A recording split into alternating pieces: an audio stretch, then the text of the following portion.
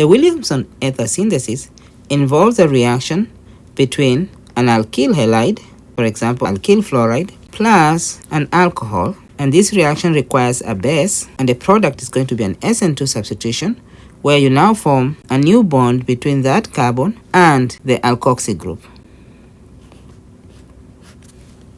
You'll clearly see that this contains carbon, oxygen, and carbon, so COC, or alkyl group, oxygen alkyl group, and that's what we call an ether.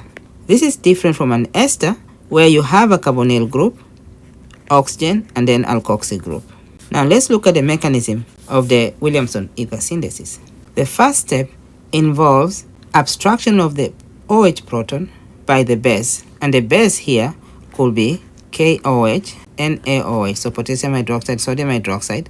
It could also be KH or sodium hydride. So there's so many different bases that can be used. If we're using KOH, then the active base will be OH minus, and that will abstract a proton from the alcohol, and then these two electrons will flow to oxygen to form an O minus, and therefore you end up with this product, which is basically water, plus, and that's the alkoxide intermediate.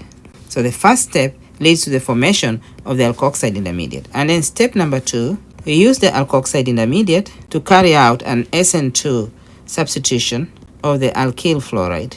You always draw the arrow starting from high regions of high electron density, so starting from the nucleophile or Lewis base, which in this case is the O minus, and then that will come and connect to that carbon while kicking out the fluoride group at the same time, and you end up with this as the product, where now you have a new bond to what was formerly the alkoxy group, and that's the ether product.